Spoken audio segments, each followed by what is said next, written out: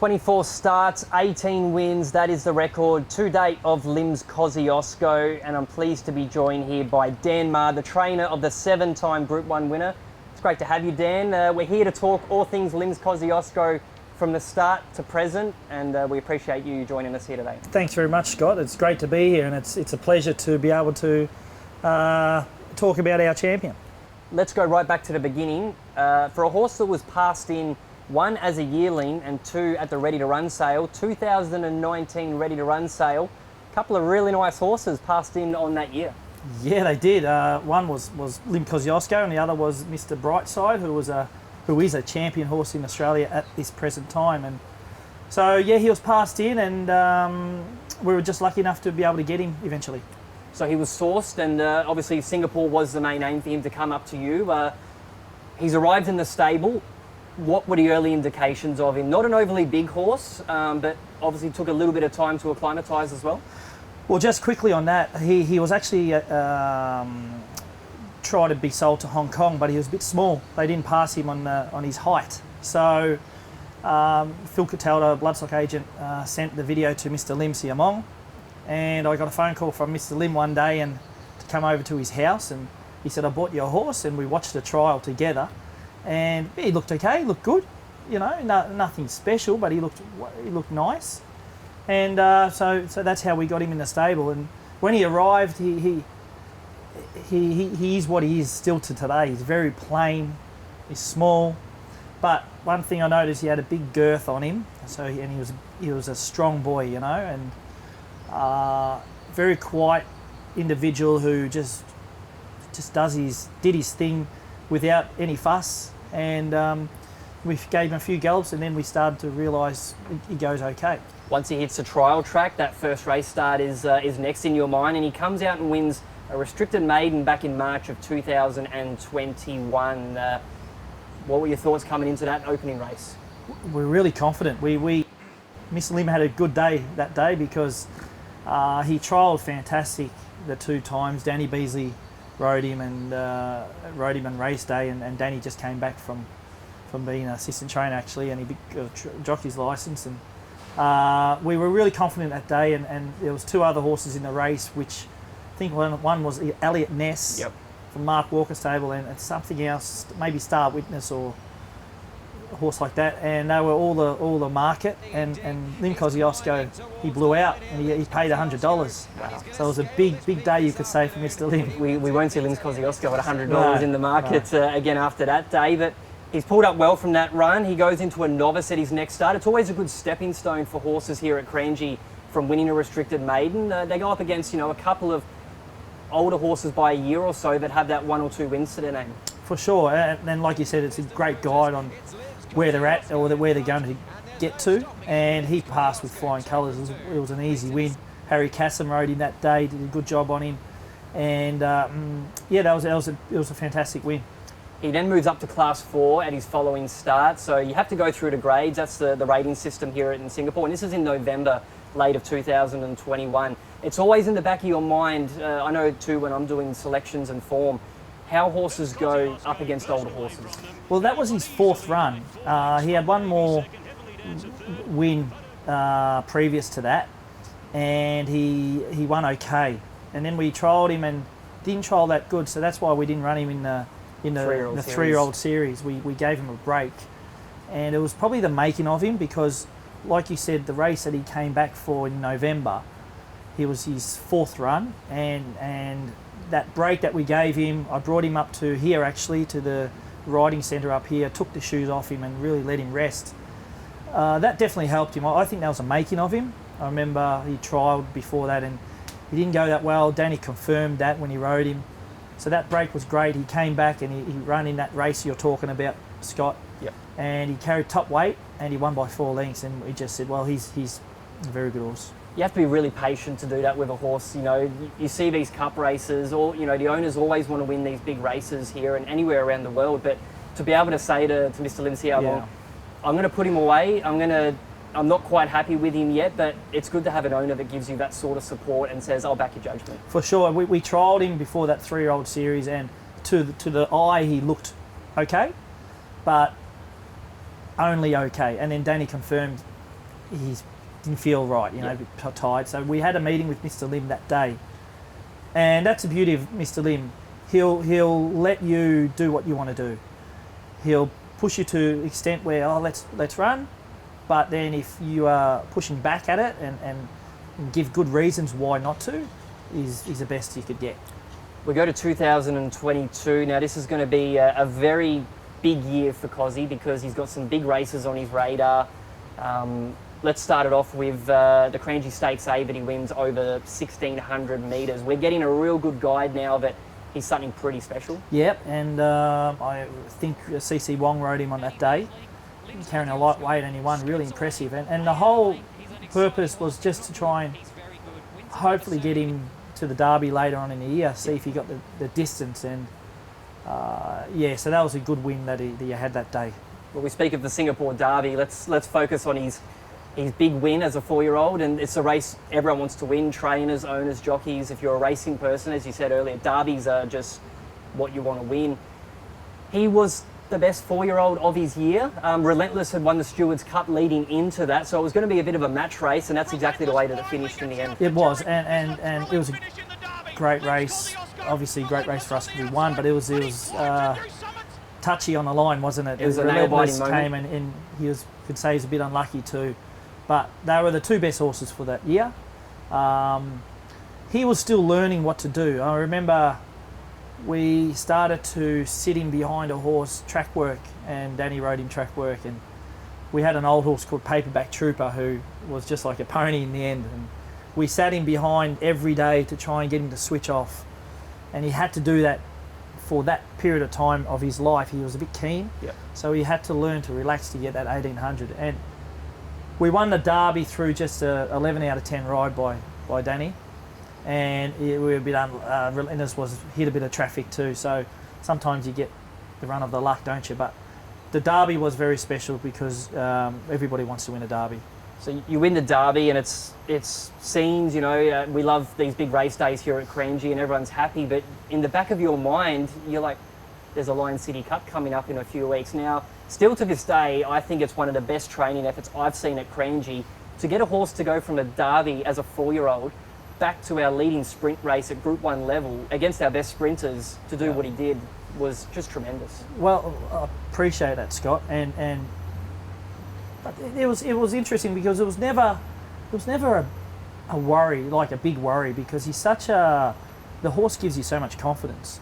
It's quite hard to explain, but he pulled up so well and had again a meeting with Mr. Lim, and we just said we'll trial him. We'll head towards that because it's a Group 1.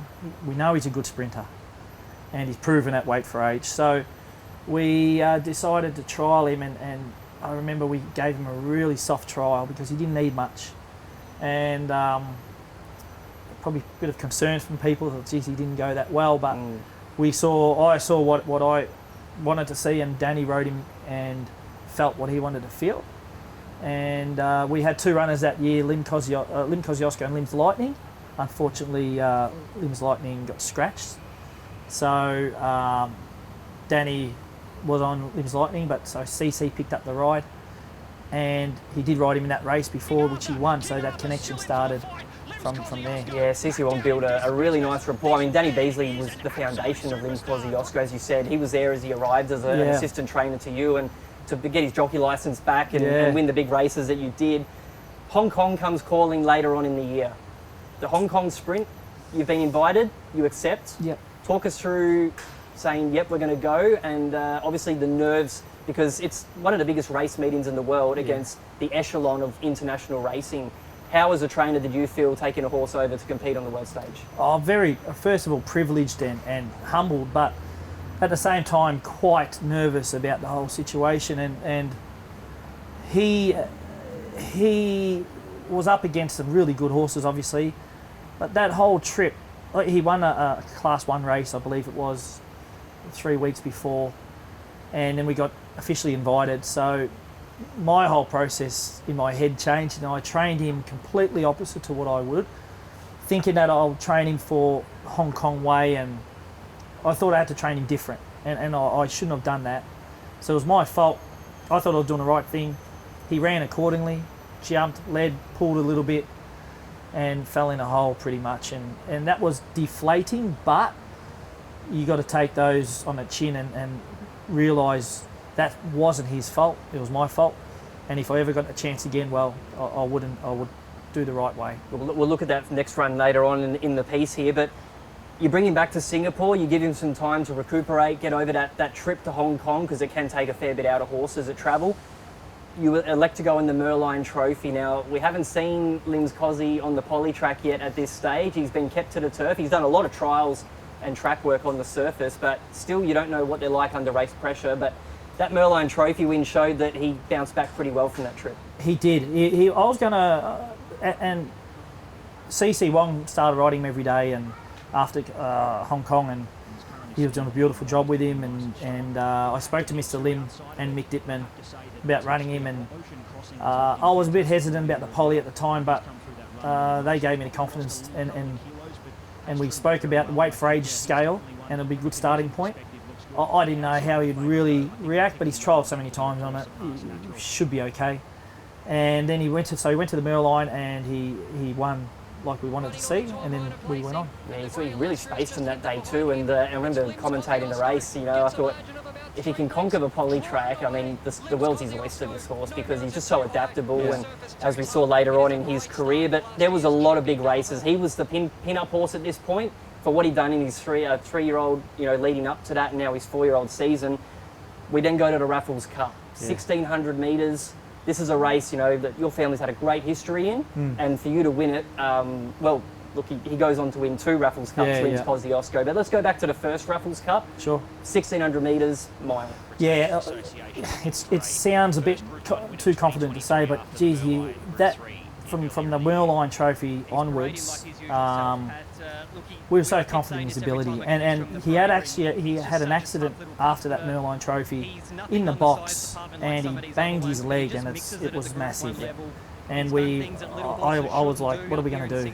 Anyway, he came down just in time, and he got trialling, and he went into that Raffles Cup, and he blew him away, didn't he? He was an amazing win, and I just thought to myself, to win that race after what he's gone through from Hong Kong, then he had that knee issue, he's going to have a great year. This could be the year that he peaks. That's what I think. He's starting to put the fear into all the other horses now at Cranji. Look, this is a horse we have to beat every time he goes up. Cranji Mile in May of 2023. This is probably our biggest race, you know, for the set weights conditions. It's been an international Group 3 for a couple of years when the Hong Kong Raiders came over and took it, but a Cranji Mile, in my opinion, is one of the big races here in Singapore. And I looked at the board when the race day opened up, and just before the parade ring coverage, I think he opened up about $7. Did he? Yeah. Yeah, that race is everybody peaks their horses for that race. You know, that's the one that we all want to win. And CC Wong is a massive part of it. You know, it's a big team effort. I just delegate. These guys like his Sices and Shum and track rider, well, CC Wong rode him every day. And going into that race, again, we're really confident. He trialled super, and he got a 10 out of 10 ride by him once again. So you've won a Cranji Mile, and then a couple of months later, we have the Lion City Cup, back-to-back Lion City Cups for Cosy. I was very lucky this day. This was actually my first Group 1 call as a race caller. I got a bit of a buzz. Pat Comerford broke his leg at the time. He was out injured, so I got the step up to get up in the caller's box, and I'll be honest, I was a little bit nervous. Not just for me, but I'm calling my favourite horse in Singapore. I get a buzz every time he runs. I love seeing him at track work when I see him, but to call him as my first Group 1 race, I was able to sort of prepare myself a bit. But how are you coming in with Singapore's best horse in a race like this that he's won before? Yeah, it's, you know, people from the outside say, oh, well, he's going to win, he's going to win, he's going to win, he's going to win. It's nerve-wracking every time. It gets more and more nerve-wracking every time he goes around. It's a lot more pressure. Like when you have a good horse, when you've got a nice horse, it's hard enough. In my times as an assistant trainer, you get a Group 1 horse in the stable, pressure, checking them, making sure everything is 100%. But when you've got a champion, it's more pressure. And everybody watches what you do with him. And you probably get critiqued from people, but you try and block that and do what you got to do. But you know, he went into that Lion City Cup again, I was extremely confident. CC rode him beautifully. He rode him every day again, like I said. And he's a horse that he's got a great character, Scott, but he can switch. And when he switches, like CC would have struggled to hold him sometimes. You know, he's one of those horses. But the pressure's on still to this day, and I think people take it for granted how much the team does with these horses behind the scenes. He gets treated like every other horse, but obviously they've all got their little issues, every individual, and he's got his issues. And they might be only minor, but they're still there, so he has to get that attention. So the pressure's on the size, me watching the size. Then, now, you know, the rider who rides him, so it's going into that Lion City Cup, again, very confident, and he actually got taken out on the corner, but he was too good. Yeah, he's just let down with a terrific turn of foot. So we're coming towards the end of 2023. He wins another Raffles Cup. We had the 2 run-ins of the race that year, and look, he's got an extra trophy in the cabinet as well, and it was a terrific win as well. Let's go to the QE2 Cup. He doesn't win the race. This is great front-running tactics from Bernardo Pinheiro on Hong Kong Great, the winner of the Gold Cup the year before. But gee, Kosciuszko was so good chasing him down to the line. He was great, like super proud, and to make up that ground, Scott, like it was an enormous run. Just no fault to CC. Ricardo and Bernardo put out a plan and executed it perfectly. You know, I'm thinking to myself, watching, we'll get him. The longer it went on, I said, we're not going to get him. We might have got him after the finishing line, but credit to him, he to beat that horse in 2023, you had to do something like that. Yeah. Otherwise, you'll never beat him. And they did it. And good luck to them. That's what they did, and well done. I was down there on the finish line. I was standing next to Ricardo as he watches the race live, and to your credit, you know, like you were the first one to walk up to Ricardo and, you know, say well done as you were walking to go and check on Cosy after the race. I mean, he's won a lot of Group 1s, but it still hurts when you don't win it, when you're expected to win it. For sure, the pressure. Yeah. And people started thinking then, oh, he might be on the... Yeah. He should be winning these races. And you talk about that pressure and that the worry in your mind and what people start to think or what they say to you. You've got to have tough skin. I let emotions get to me a bit, but for him to do that, I was wrapped for Ricardo. We get along great. We all us trainers, especially now, very tight-knit community. Very tight. So for him to win, credit to him. In my mind, I kept saying we'll get him back, you know. But he goes to a Singapore Gold Cup. Let's talk about what we can say is probably his best win to date. He's ticked all the boxes coming into this. Handicap conditions, he gets given top weight at the top of the order. The barrier draws come out on the Wednesday morning. I remember sitting in the office, clicking refresh, waiting for the gates to be drawn, and we see barrier number 18. He'll come into 16 after the scratchings. I felt sick. And there was a bit of jockey change because CC unfortunately got suspended. Yeah. So that's where Mark came in. Pretty much Mark was riding for me all year, but CC he had that connection from the year before. Yeah. So it was things happen for a reason. And I felt nervous for Mark, but I couldn't show it because I wanted him to be confident, you know. But to Mark's credit, he started riding track work about 2 weeks out. And he did ride him a couple of times before that to help me out when CC couldn't. But he started riding him and he trialled beautiful. The barrier came out and I just thought to myself, 2,000 metres first time. 2 corners, he's got to run around 2 corners, which first time. He's carrying top weight and he's got barrier 16. And a new jockey who never rode him in a race. There's a lot of negatives that outweigh the positives. It just makes you worry a bit, but at the end of the day, you get through it, you think about just keeping it really simple, and he rode him as good as anybody could. But the horse also gave him a beautiful ride. Yeah. Like, he come in settled, and the way he fought to the line, that horse passed him, Dream Alliance. He got ahead in front of him. And he did have 51 on his back, I think it was, 50 plus 1. So it's not hard. It's not easy to keep fighting like he did, and he did, and he put his little head out in front at the end, and I believe that was his best win. Yeah. And the best part about that was he came out of that race in superb order, that we could have confidence going to Hong Kong. Well, let's go now to Hong Kong. Round 2, you go up in the Hong Kong Mile this time. Now, we did a lot of stories on him leading up to the race, and the handicapper there, who you've known for quite some time, a former Australian, and he said, I think you should run in the mile. Yeah, so we won the Gold Cup Saturday night.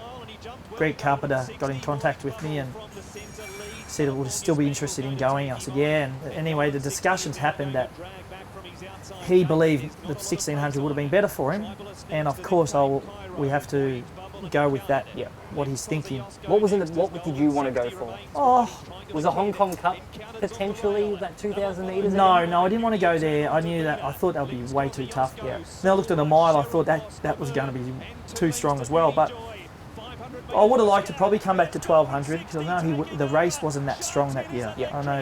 You shouldn't say that. There were no big world big sprinters names at the time. But Greg Carpenter said it's probably too much. You 2,000 back to 1,200, we probably wouldn't be able to accept that. So he said they believe, doing their ratings, that he'll run a better race over this ground, and they were confident over the mile. So I was confident with the horses, the way he's pulled up and the way he peaked that year. That was a much better year than the year before. He was still learning his craft in 2022. Yeah, still learning, getting it right. 2023, he couldn't do anything wrong. He was just a robot. Yeah. So I was really happy, and so we went there. Damien Lane took the ride. You've had a bit of an association with, as they call Frosty, back in Melbourne. He's leading the Melbourne Premiership now, and to have a jockey of his calibre, he gave him a good ride. And look, he got a little bit hemmed up at one point and probably could have finished a little bit closer, but Golden 60, he's the best miler in the world, one of the best Hong Kong's had probably in the last 10 years or so. Yeah. To do what he's done, and you've been beaten 6.5 lengths to the best miler in the world. Yeah, and going into Hong Kong, I trained him as best as I thought I could, completely opposite to the year before. Well, that's experience. You've learned from the mistakes. And I thought he's doing everything so well, and I was just really happy with him. And Damien Lane was available because he was going there for the Japan horses, and through the connection of he rode a good horse for Pippi, my brother. He was able to take the ride, and CC Wong actually came up and rode him track work every day for me, which is true. You can't get any better update on how the horse is going. No, but it's the friendship thing as well, and that's for him to do that was more of a friendship and a bit of experience for him. Yep. And it worked out great. We had a great time and learnt a lot. But the horse himself, he ran fantastic. I mean, you're going to get knockers saying, well, we're not good enough, and we weren't. But the improvement he made from that year, I thought was a big improvement. And Damien did say, I thought Damien probably could have gave him a bit better ride. He should have stayed where he was, but he dragged him back a bit. Yeah. And he admitted that to me. He was a bit worried he was going to pull. So he just came back that extra bit, and then they slowed down, and he was further back than he wanted to be. Yeah. And you know Kosciuszko yourself, he's naturally on the chewy, sitting on the road. Yeah. But that's okay. He still ran a fantastic race and got beat 6 lengths, but to the best horse in Hong Kong for the last 5 years or so, I would say, in Golden 60. So, no, we're very proud of what he did that day. So that's probably going to be Singapore's last representative on the world stage as we close this October. We now come to 2024. It's our final season of racing. He's returned in terrific order. We saw a really nice Cranji Stakes A win, first up on the poly track. Mark Lerner back in the saddle. It was just all box ticked, wasn't it? It was, but it wasn't without its drama. We had a lot of drama in the Singapore quarantine. Coming back, yeah. He went sore in his feet, and he had to stay there an extra 2 weeks. So he was in there 4 weeks, pretty much, which just put us back. And he felt it because he's an older horse now, and he had a tough campaign. But when he came back into work, Mark got on him. Mark's got beautiful hands. Mark is a beautiful horseman. He rides just perfect. He's a beautiful rider of horses. You know, he's not just a good. He's got lovely hands, and he rides them on a long rein, which is horses great. to settle. Yeah, and that's why he's a good jockey, because he can get them to settle. Yeah. But more importantly in track work, he got him to, that horse needed better help, you know, in track work, and he got him going beautiful. He got a lot of benefit out of his track work, which I wanted to see. And but he took a long time, this preparation, to come up. His colour wasn't there. He wasn't his normal self, and he needed a lot of attention on his shoes and his feet. And my farrier Gary done an amazing job in that sense. So Gary, Mark, the Sices, Shum and AE, it's them who've done this. You know, I've just delegated, but they've done an amazing job of getting him back. That Cranji Stakes A win, I was confident, but I didn't care if he didn't win because I know he wasn't ready. 70-80%. 80% I thought. And I didn't want him to have a hard run. But you saw him come out of gates, his normal Cosy, straight up there. And it's like he hadn't had a break. Yeah. It was just, and he won well. And he's improved a lot since. Yeah. So we've got some radars on the horizon. We've got a Cranji Mile again. Gold Cup later on in the year. There's still a few more races as well before. Lion City Cup. Sorry? Lion City Cup. Lion City Cup. Is that potentially? Yeah, for sure. Yeah, absolutely. You'll drop him back again if he's happy? Yeah. I mean, yeah, absolutely. He does things what other horses don't do, you know. But he's happy to do it. Like, he's tough, and I don't train much. I don't train him much. He just comes by himself, and so I can do that in distance. The system long enough now. Very much like Lynn's Lightning. Those horses, they can jump up and come back down, and because you're not working them that much, you know, keeping them fresh and happy. And I'm sure he's going to run in the Barker, and then he'll run in the Cranji Mile, and obviously we'll go to the Lion City Cup, QE Cup, Raffles Cup. Do you give him a little bit of a freshen up? It's like you don't have to do too much of him after the Cranji Mile? No, not. If you do head in that path? No, he won't. I don't believe those older horses enjoy having a break. I think they enjoy just backing off. Keeping happy. Yeah, and exercising. You know, like they've got to keep moving, and it's like older people. They enjoy going out in the morning, stretching and exercising and doing something, going for a swim. Yeah. I don't like to stop them. You saw what happened in Hong Kong in the quarantine. I had to stop him, and I lost a month or two. Yeah. So he'll keep going through his year. We'll just maintain his work to a certain level. Whenever I feel we need to drop back a bit, but he'll always keep going and exercising. He loves it. Yeah. Let's talk about the family. Big support base back home. Your wife Sabrina. You got 3 lovely kids. A young baby as well. Not too long ago. So when Cosy wins, I see the photos and on social media of the kids and how happy they are when he wins. But what's it like coming home after a Group 1? They're the first ones that are happy to see the trophy, aren't they? Yeah, well, Caden is my boy, 8-year-old. He's obsessed with it, and he's the one who's he expects Cosy to win every time. So when he got beaten in the QE Cup, he said, "What happened?" So he's probably your biggest critic. Yeah, he is. Yeah, and that's the way he is. But no, it's a great support. I mean, Sabrina's the best wife you can have, and she knows the system. Yeah. She knows the industry. So she's always there on those big days, but you know, when you've got 3 kids, someone's got to look after them, and so she's back home watching them. And no, it's not just my family back home; it's in Australia as well. And